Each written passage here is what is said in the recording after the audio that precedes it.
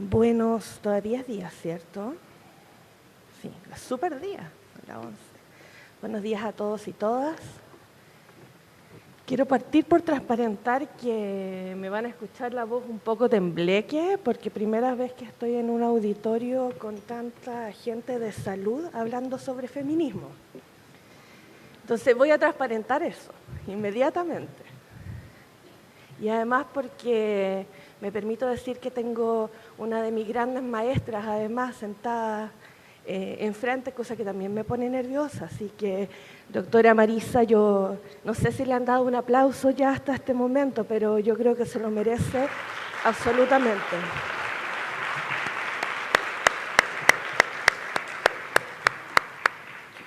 Porque finalmente el hecho de que una esté aquí, ustedes estén allá y tengamos esta dinámica tiene que ver con eso, tiene que ver cuando hablamos de feminismo, hablamos de genealogía, hablamos de trayectoria, hablamos de complicidades y hablamos de estos encuentros que se van produciendo, una a veces piensa como mágicamente, después cuando mira para atrás se da cuenta de que no es muy mágico, que alguien te puso el ojo y empezó a pasarte conceptos para poder ir avanzando.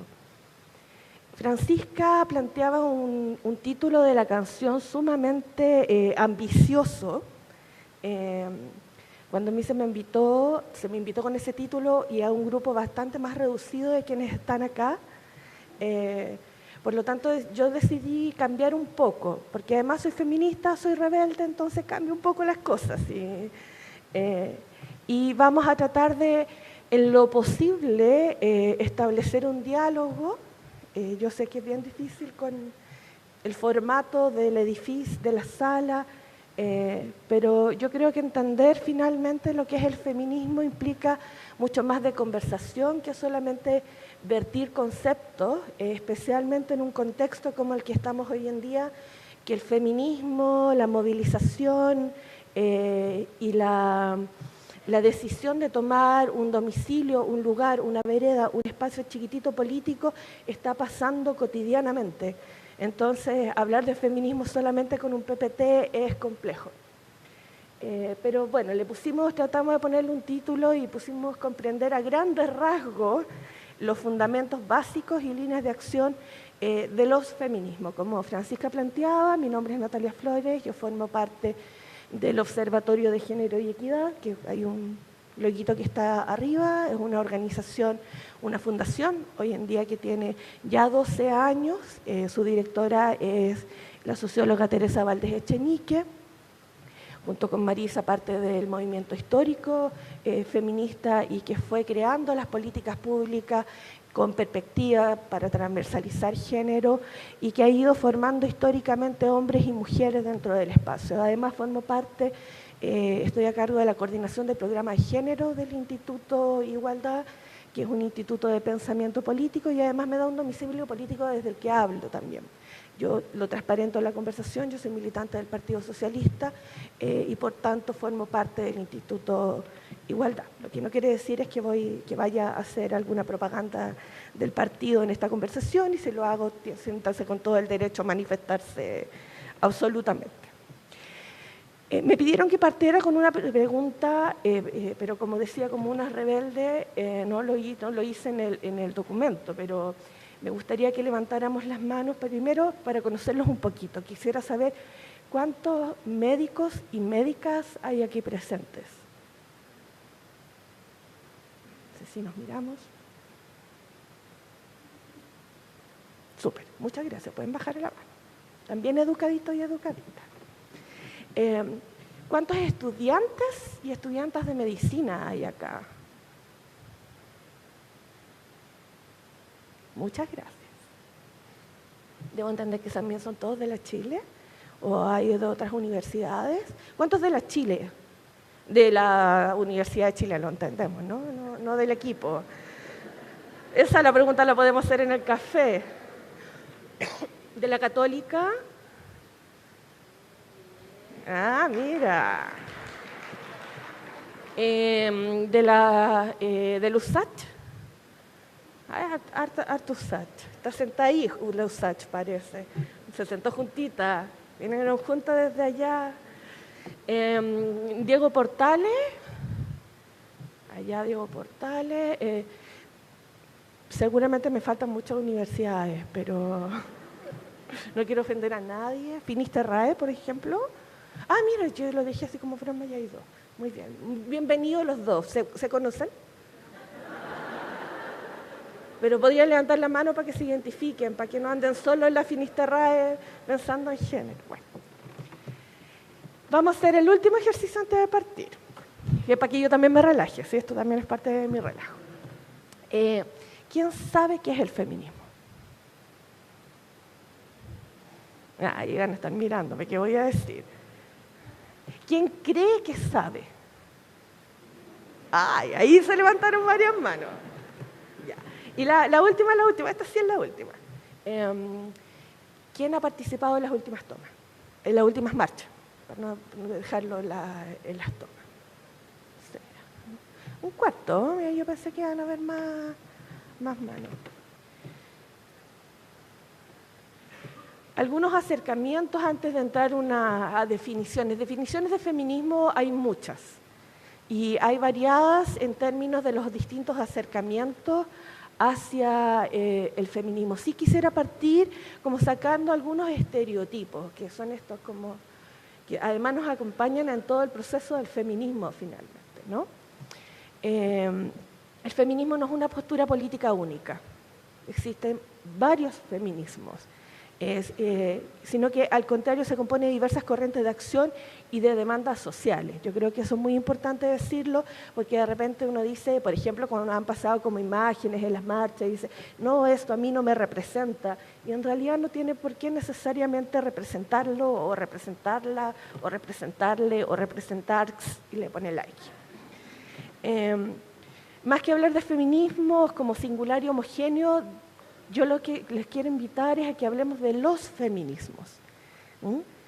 Cómo vamos llegando y en un sujeto plural, porque finalmente este movimiento político, corriente ideológica, de pensamiento filosófica, de pensamiento político, como queramos ponerlo, en el domicilio que queramos ponerlo, lo que nos invoca es eso, son a diversidades y disidencias también, como hablaba Gonzalo, y aprovecho además a agradecer también a Pamela que virtió los conceptos de género y a Gonzalo también que hicieron el camino también más fácil, que es parte de la genealogía, ¿no? El poder ir abriendo los caminos. El tercer concepto que quiero decir, que voy a saltar al 4, es que el feminismo no está contra los hombres. Ese es un estereotipo que ha ido pasando de generación en generación, como que las feministas odiamos a los hombres. Yo me acuerdo que la primera entrevista que me dijeron, yo soy una mujer cis y heterosexual, entonces me dijeron, no, usted odia a los hombres, y yo me acuerdo tenía como, no sé, 20 años, le dije, no, me encantan, no sé. Por favor, tráiganlos. Ahora no lo digo tanto porque me causa más ruido, pero bueno, los conservadurismos van pasando también algunas veces por la edad. No está contra los hombres. Y no está contra los hombres como un individuo aislado, sino que está contra el dominio masculino construido socialmente en estos roles de género que hablaba Pamela, que están construidos en qué es lo que deben ser los hombres y qué es lo que deben ser las mujeres y cómo así se ha ordenado el mundo en términos de la división sexual del trabajo.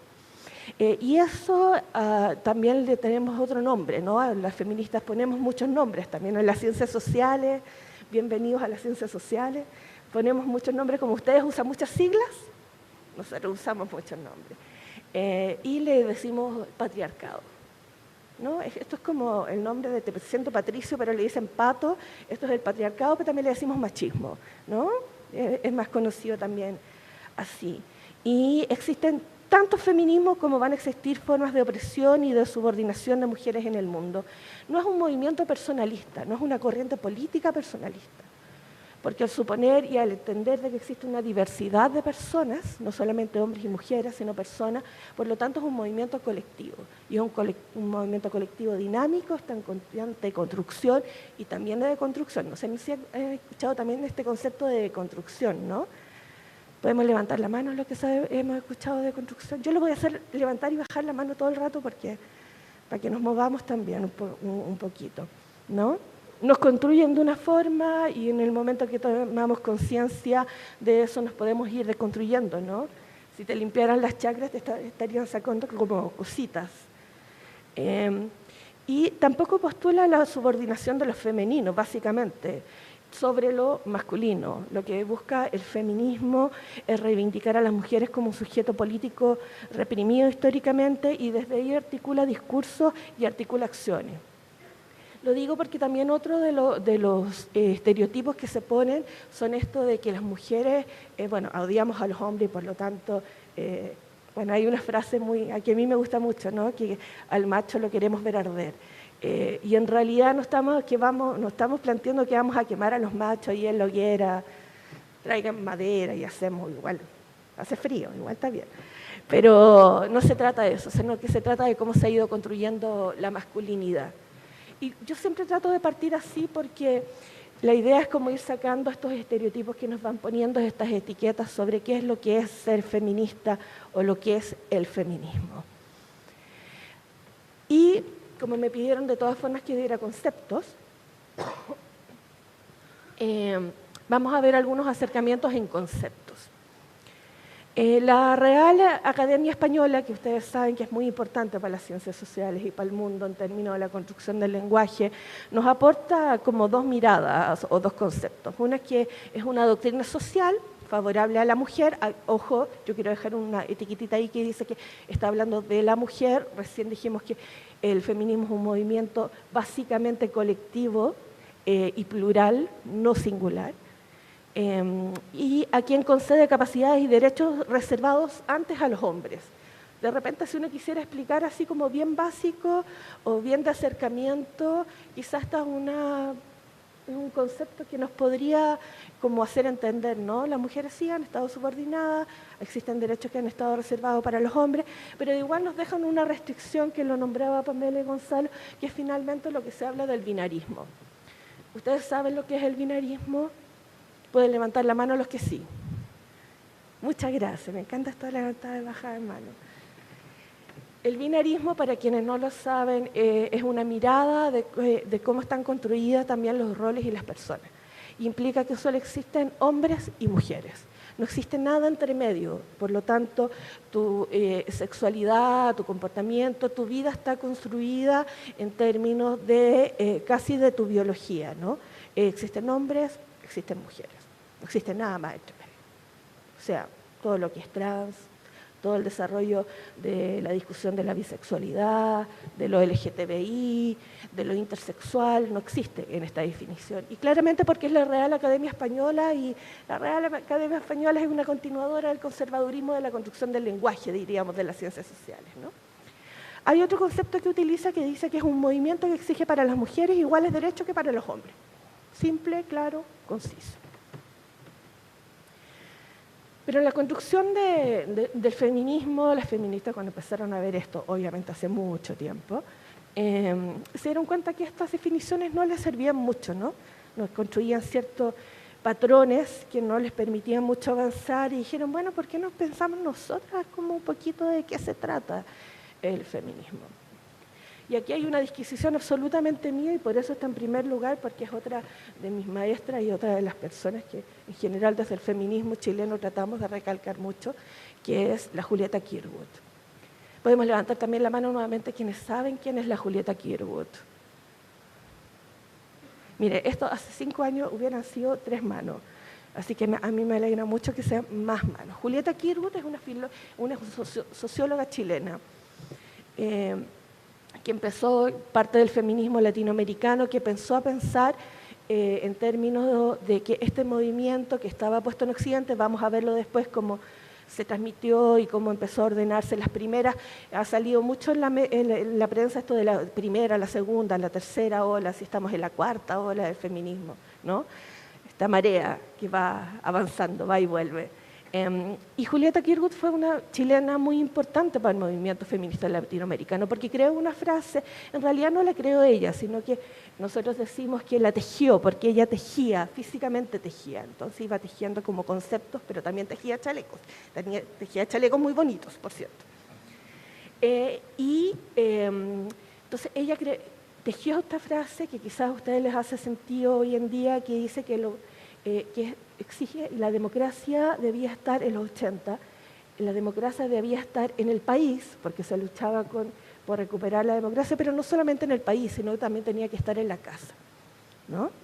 Y fue una de las primeras frases del movimiento feminista chileno y después fue avanzando. En los 90 las feministas decíamos, sí, democracia en el país, en la casa, pero también en la cama, ¿no? Porque estamos pensando no solamente desde lo binario y después decimos feminismo, sí, democracia en el país, en la casa, en la cama, en el partido y hoy día las chicas dicen en la universidad también. Podemos generar el aplauso, sí. Yo solo aplaudo absolutamente. Bueno, Julieta decía que el feminismo es la rebeldía ante las tremendas diferencias entre lo que se postula para todo el género humano y lo que vivenciamos concretamente las mujeres. O sea, si nosotros pensamos en la definición que estaba haciendo la Real Academia, esta es una definición que nos abre absolutamente. Ya no estamos hablando solamente de hombres y mujeres, no estamos diciendo no solamente el feminismo, esta discriminación es hacia las mujeres, aunque sí mayormente, pero también le hace a los hombres. Hay una frase que nosotros las feministas siempre decimos, compañeros, únanse a la lucha porque el patriarcado nos hace mal a todos y a todas, tanto a las mujeres como a los hombres, pero a todas las personas en general. Hay otra catedrática que es catalana, que a mí también me gusta mucho, que es la Victoria Sauí, que dice que el movimiento, el feminismo es un movimiento social, político, que se inicia formalmente, y ahí vamos a ver que es como una definición más histórica también, a finales del siglo XVIII, y que supone la toma de conciencia de las mujeres como grupo o colectivo humano, de la opresión, de la dominación, de la explotación, que han sido y son objetos por parte del colectivo de varones en el seno del patriarcado, bajo sus distintas fases históricas de modelo de producción, lo cual las mueve a la acción, a la liberación de su sexo, con todas las transformaciones de la sociedad que ella requiere. O sea, si uno quisiera dar un contexto así como qué es el feminismo como movimiento político, ahí hay una definición completa, que si uno también como que la empieza a mirar, tiene bastante también de clase, tiene bastante de género y claro, en ese momento todavía no estaban pensando todavía en la raza y de lo que vamos a hablar de la interseccionalidad, que también lo nombraba Pamela. Simone de Beauvoir, yo les voy a hacer levantar la mano a quienes conocen a Simone de Beauvoir. Ahí se levantaron varias manos. Simone de Beauvoir es un ícono del feminismo y de la construcción teórica del feminismo, ¿no? Hay una frase que es mucho más conocida que esta que aparece aquí, que es: la mujer no nace, la mujer se hace. Y esa creo que es una de las bases de las frases para poder empezar a hablar y pensar en género, ¿no? Como matriz de análisis. Y Simone de Beauvoir dice que es un modo de vivir individualmente y de luchar colectivamente. Y yo elegí esta frase porque creo que le hace absoluto sentido a lo que es como movimiento social político. El feminismo no apela solamente a la transformación de afuera, y eso es lo lindo. Yo ocupo mucho palabras como bonito, lindo, creo que tienen un sentido sumamente político, y eso es lo bonito del feminismo, porque el feminismo transforma la cultura afuera, pero también transforma lo individual. Cuando en el feminismo nosotros hacemos una talla, como broma decimos, cuando te bajó la luz lila, que es como cuando tomaste conciencia de la discriminación o de la opresión, y cuando te diste cuenta que existía el patriarcado más allá del texto de estudio, sino en el cotidiano. Y cuando eso pasa, desde las políticas públicas también decimos que nos ponemos como las gafas lilas, estas no son lilas, pero las gafas lilas, porque de repente también nos ponemos así, andamos con lila y morado para todos lados. Pero cuando te pones las gafas lilas ya no puedes mirar el mundo de otra forma, no puedes, ves la discriminación en todas partes, y eso implica que tu forma de vivir cotidiana cambia, te vas analizando, repensando, construyendo, deconstruyendo en un dinámico constante que a veces es súper cansador, hay que reconocerlo, pero también es sumamente comprometido quienes estamos comprometidos en el mundo político. Y también Simone de Beauvoir dice que no basta con solamente el pensamiento propio, sino que tiene que articularse colectivamente, porque no basta cambiar una sola, o uno solo, o uno solo, sino que también hay que cambiar la sociedad y hay que cambiar el modelo en el que vivimos. Y vamos a ver una última definición. Disculpe, estoy con un poquito de bronquitis.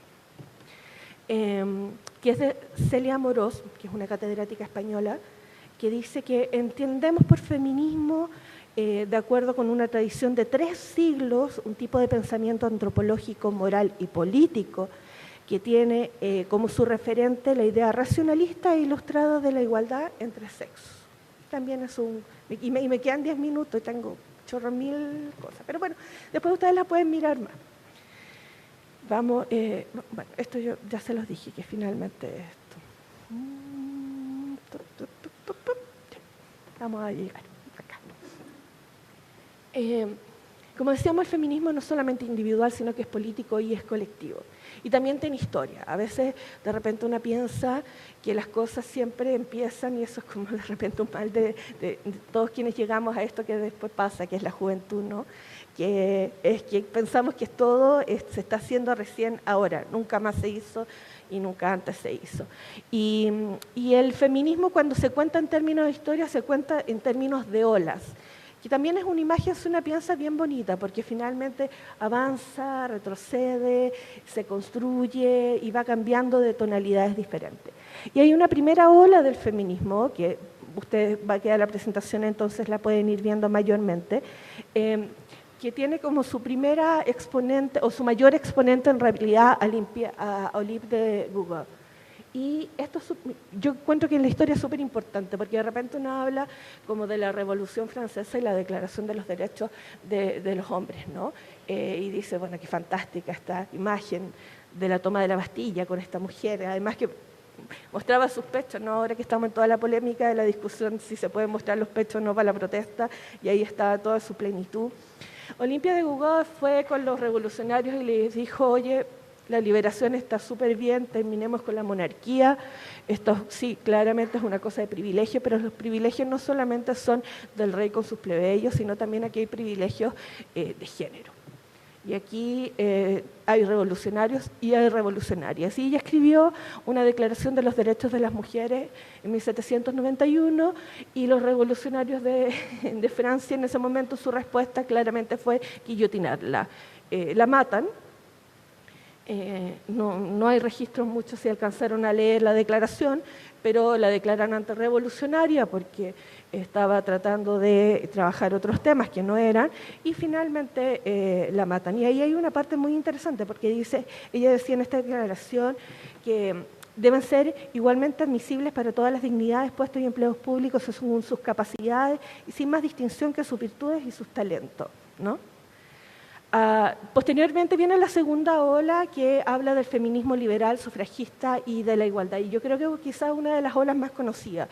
No sé si algunos han visto la película de las sufraguettes, que es como la historia de las sufragistas en Francia, y otra que está de Gran Bretaña. Están todas en Netflix, así que pueden verlas. Otra ahí, vamos a discutir, ahí podrían hacer un seminario sobre el capitalismo y Netflix, pero... Ahí están puestos, hay grandes documentales, y se extiende desde mediados del siglo XIX hasta la década del XX, y los postulados de esta ola son reivindicar los derechos civiles de las mujeres, levantando la idea de igualdad. ¿Qué decían las feministas en ese momento?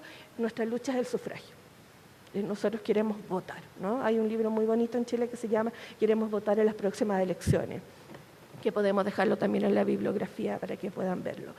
Y a través de eso, los otros dos demandas son la igualdad de salario, ya en ese momento, que es la autonomía y la educación, ¿no? Y vamos a tener la autonomía política a través del sufragio y vamos a tener las otras autonomías a través del salario y la educación. Y acá hay una, que ustedes la van a ver en la película, por cierto, de la sufragista, que es la Emmeline. Es imposible, nunca puedo pronunciar este apellido, pero ustedes lo pueden leer, que es la fundadora del movimiento sufragista en Gran Bretaña, ¿no? Cuando dicen que hoy en día las feministas están súper pasadas de revoluciones y hacen todas estas manifestaciones, aquí esta es una mujer que se encadenó, que la llevaron por todos lados, que se la llevaron presa, además sin ningún tipo de fundamento para poder tenerla presa, la condenaron, hizo huelga de hambre y finalmente obtienen el derecho a voto. Dentro también de esta segunda ola hay otra línea que es el feminismo socialista, que no lo voy a nombrar porque yo sea socialista, sino porque es otro concepto de socialismo que históricamente tiene su erupción en el socialismo en la Revolución Rusa, y lo que hace es unir el feminismo, la lucha de género, con el marxismo, con la clase. Cuando hay esta discusión que de repente uno dice, pero el feminismo, compañero, y por otro lado te dice, no, pero es la clase primero, compañera, lo otro es burguesía. Ya en este tiempo lo que se hacía era unir clase y género y decir, no toda la revolución no nos hará a todos libres, ¿no? Algunos nos hará diferentes y a otras, mientras estamos sirviendo el café, los compañeros van a estar pensando en la revolución. Y empiezan a aparecer los primeros cuestionamientos y se comienza a ver al patriarcado no solamente como una construcción cultural, sino como una construcción del capitalismo. Hay una frase muy bonita que dice, no solamente el capital va a caer, sino también el patriarcado. Y una de las principales exponentes de esto es la Alejandra Kollontai, y es una teórica rusa muy poco conocida y muy poco estudiada cuando se hacen clases de marxismo, y que es una de las que articula más racionalmente y sistemáticamente además el marxismo y el feminismo. Además es una de las únicas mujeres casi dirigentes bolcheviques en integrar teóricamente la sexualidad. Imagínense en ese tiempo a los bolcheviques hacerlos pensar sobre sexualidad era algo como, bueno, claramente revolucionario. Pero empiezan a activar y se empiezan a dar cuenta que no solamente la clase, sino también es el género. Y también levanta el hecho de que la lucha en contra de la presión hacia las mujeres es una lucha específica también dentro del marxismo. Después viene el feminismo de la igualdad contemporánea, que es como también el feminismo más conocido hoy día, que dice que la igualdad de las políticas públicas finalmente nos va a dar un horizonte más complementario y más conocido. Y ahí está Simone de Beauvoir, que como conversamos un poquito más con su frase. Y hay esta frase muy bonita que dice que la mujer, como el esclavo, se reconoce en el varón. Su identidad le viene concedida en cuanto acepta como vasallaje al hombre y de lo contrario es poco femenina. Y por eso está esta base de la frase del que la mujer no nace, sino que llega a serlo. Y acá yo me voy a detener un poquito, yo sé que me quedan pocos minutos, pero me voy a detener un poco porque creo que es como son las dos últimas fases es la última fase de la segunda ola antes de pasar a la tercera ola, que es el feminismo radical. Porque cuando hablamos de feminismo en general aparece esto, ¿no? Ay, son súper radicales. No, sí, la cola de caballo, y eso como fue como mucho. Y el feminismo radical como si fuera algo también como súper, súper nuevo, así como ahora son radicales, antes no. Y el feminismo radical es de finales de los 60 y comienzo de los 70. Y son que vienen a postular esta frase de que lo personal es político. Y le da esta base también a lo que conversábamos en principio, que la deconstrucción individual no basta. Y la discriminación y la dominación no pasa por fuera, también pasa por dentro. Y es absolutamente necesaria esta discusión, porque cuando hablamos de políticas públicas y hablamos de ejecutar políticas públicas, y ustedes son agentes de ejecución de políticas públicas, decir que lo personal es político es sumamente revolucionario. Cuando Gonzalo contaba como el relato, o Pame también contaba el relato de cómo, veíamos en el video de Pame contaba el relato de cómo eran atendidas las mujeres. El otro día una amiga me contaba que en un CEFAM también una señora de mucha edad había llegado y no lograban diagnosticar qué tenía. Ella le empieza como a preguntar más cosas nomás, esta amiga además es feminista, Y la señora le empieza a contar que en realidad ella tiene mucha pena porque murió una amiga de ella hace mucho tiempo, una amiga mucho tiempo, habían vivido juntas.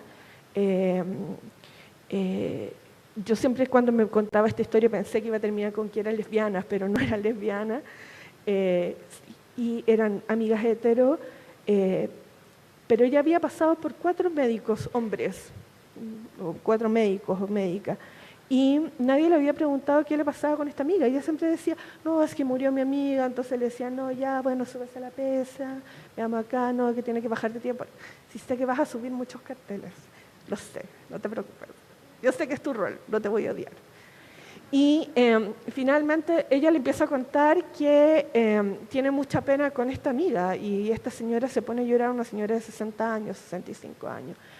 Y la médica le dice, bueno, ¿y usted por qué no le contó esto a las otras personas que la han atendido durante un mes? Entonces le dice es que me daba vergüenza porque además nadie me preguntó. Nadie me ha preguntado qué me pasa en mi vida. Nadie me ha preguntado si estoy triste, si soy feliz, más allá de la determinación social, ¿no? Y le termina diciendo, en realidad además porque me han atendido solamente hombres y me da vergüenza además contarle de mis sentimientos a los hombres médicos. Cuando decimos que lo personal es político, implica transformar absolutamente lo que está dentro, y la mejor imagen es como dentro de la casa, pero no solamente la casa, el departamento donde uno vive, sino es la consulta, es el hospital, es el CEFAM, es el SECOF, es la universidad, es el aula, es la sala de clase. Y una de sus grandes exponentes, que también pueden ver en Netflix, si ven Ella es hermosa cuando está enojada, que es como la historia del movimiento feminista gringo, que es la Kate Miller. Y la Kate Miller escribe un gran texto donde dice finalmente que el patriarcado se adapta a distintos sistemas económicos y políticos y es universal. O sea, nos afecta a todos, nos afecta a todas, vivas en la India, vivas en Chile, vivas en Estados Unidos, vivas en el primer mundo. Y que nos va a afectar además durante todo el tiempo del ciclo de vida, siendo joven antes que nazcas, siendo joven, siendo niña, siendo niño, y empieza a sentar también algunas bases que van a dar a la tercera ola, que es que no solamente basta mirar clase y basta mirar género, sino que hay que mirar otros sistemas de dominación. Me voy a saltar los feminismos, ustedes pueden ver el feminismo de la diferencia y pueden ver algo que es súper bonito, pero si no me voy a alargar mucho, que es el ecofeminismo, que ha sido un feminismo que ha llegado, una corriente que ha llegado mucho al tercer mundo, especialmente al mundo de la India, con la depredación de su naturaleza. Y que también le hace mucho sentido a las comunidades indígenas en Latinoamérica, le hizo mucho el zapatismo y hoy día está haciendo mucho en las comunidades huilliche, porque finalmente la conexión con la tierra y la depredación de la tierra tiene un símil con la depredación y la dominación del patriarcado ante la sociedad. Y bueno, yo quiero mucho a la Vandana Shiva, que también es otra de las grandes maestras. Y llegamos a la tercera ola. Y la tercera ola es lo que nos tiene hoy en día. Hoy día existe una discusión si estamos en la tercera, estamos en la cuarta. Yo creo que todavía estamos en la tercera. Y eso podríamos hacer una gran discusión. Pero lo interesante de la tercera es que finalmente rompe el binarismo, que era lo que estábamos conversando. Lo rompe absolutamente. Y dice aquí no solamente el tema es clase o género, si somos hombres o somos mujeres, si somos heteros o somos lésbicas o somos homosexuales, sino que aquí el género es dinámico, es diverso y transita. Y como transita, los sistemas de dominación van a ser diferentes además y van a ser interseccionales. Y eso es un concepto que si ustedes van a seguir avanzando en el aprendizaje del género les va a sonar mucho, así que anótenlo. Tal como subieron las manos ahora, anótenlo. Porque les va a sonar mucho. Porque lo que estamos diciendo acá es que no basta solamente mirar ese sistema, los sistemas de dominación se hacen más complejos y se hacen menos visibles. Vamos avanzando, las mujeres querían el derecho a voto, votaron. ¿Listo? La dominación patriarcal no terminó, el patriarcado subsistió. Esto es como... Ay, se me olvidó el nombre de la película, pero no importa. ¿cómo se llama esta película? Pues del robot que venía del futuro y que lo mataban y después se rearmaba y mataban y después se rearmaba. No escucháis, ya, no importa. Entonces voy a seguir, no te preocupes. Bueno, la cosa es que también existe una radicalización y como decimos, el género fluye. Ya el género es diverso y por lo tanto tenemos personas que seguían y por eso Gonzalo se presentaba como hombre cis, yo me presento como mujer cis, porque ahora tenemos personas que son trans, que son travestis, que son intersexuales y por lo tanto los sistemas de dominación van a ir cambiando y se van a ir complejizando y van a ser más invisibles. Aparece un movimiento que es el movimiento queer, que al principio no se reconoce como feminista, pero ahora sí, que empieza a pensar toda esta como clasificación dicotómica de la autonomía. Si alguien quiere leer más, hay dos exponentes claras. A mí personalmente, por una cercanía, una cosa cultural, me gusta mucho la Beatriz Preciado, que es una española, pero también pueden claramente leer a Butler y van a llegar como a lo mismo. Y este es el feminismo de la interseccionalidad, que vamos a dejar acá, y que tiene mucho sentido en Latinoamérica porque lo empiezan a desarrollar mucho las latinoamericanas, porque dicen no solamente es eso, sino también es el colonialismo, ¿no? Y ahí vamos metiéndole más pelos a la sopa en términos de lo que son los sistemas de dominación, y acá está la Mara Viveros, que es una de las exponentes de Latinoamérica. No me voy a meter en los feminismos por colonialismo porque vamos a necesitar como una hora, pero esta también es una expresión bien latinoamericana. No sé si han escuchado la frase que las mujeres y el territorio, las mujeres y la tierra no son territorios de conquista. Y eso tiene como base el feminismo postcolonialista, en términos de la libertad. Y hace una crítica absoluta al feminismo occidental y se para desde otro lugar y dice: las mujeres del tercer mundo tenemos una situación radicalmente distinta a las occidentales, por lo tanto también tenemos que pensar nuestros sistemas de dominación y cómo salimos de esos sistemas de dominación. Acá hay otra de las exponentes que les voy a quedar en el... parte de esto es el movimiento zapatista y las mujeres del movimiento zapatista, ¿no? No, si voy a terminar, voy a terminar, no te preocupes. Porque quiero llegar a unir un poquito, me voy a demorar un par de segundos nomás, que es porque finalmente de repente cuando uno habla de feminismo pareciera que esto pasa por otros lados, ¿no? Pasa por la calle, pasa por las ciencias sociales y no pasa por nosotros. Yo trabajo hace 3 años en salud, se ríen, más cercano me decía que voy a ir a hablar yo al mundo de salud sobre feminismo, si yo no soy de salud, entonces me decía, no, tú eres de salud. Pero este 8 de marzo me encontré con esta campaña, que es la campaña del Colegio Médico, que tiene que ver con el acoso sexual. Hoy en día no es la del Colegio Médico, pero no importa, es como la imagen. A veces, bueno, parte del feminismo, uno se equivoca, después se ocurre, pero tiene como sentido, ¿no? La gran demanda hoy en día es finalmente la puesta en disputa de que están haciendo los chiquillos y las chiquillas en las calles, son el cuerpo como un espacio político, ¿no? El cuerpo es mío, esa es la demanda. Y yo decido quién se acerca, quién no se acerca, quién lo toca, quién no lo toca, ¿no? Y yo decido qué activa mi deseo y cómo cumplo ese deseo. Y en esos términos la discusión sobre el acoso sexual es una discusión sumamente importante, porque finalmente tiene que ver con eso, tiene que ver con de quién es la propiedad del cuerpo. ¿El cuerpo es un objeto social de deseo hacia la sociedad o es parte de un sujeto político que tiene nombre, que tiene apellido?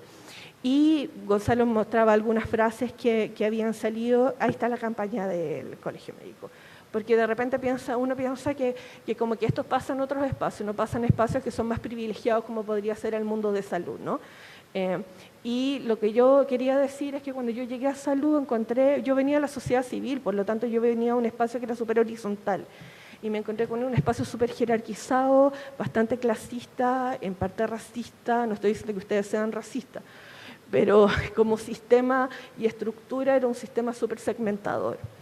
Y en ese sentido, de repente, cuando aparece esto a la discusión de que finalmente también existe acoso al interior y no solamente entre estamentos, sino entre quienes deberían ser considerados como pares, pero en realidad no lo son, me parece sumamente interesante decir en salud también. Y en salud también es necesario discutir sobre feminismo, sobre patriarcado, sobre colonialismo. Esta es una imagen de la marcha, dice, soy doctora, no señorita.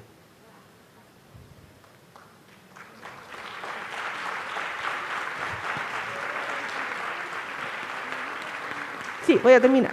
Y es heavy porque me costó bastante encontrar imágenes que hicieran alusión, entonces por eso voy a pasarlo rápido. Quiero marcar solamente la última, el tema nuevamente, la consigna no es contra los hombres, no es menos machos, más compañeros. Y finalmente, para terminar, que por lo menos en resumen, la conducción o el avance claramente es la educación no sexista, pero también la salud no sexista.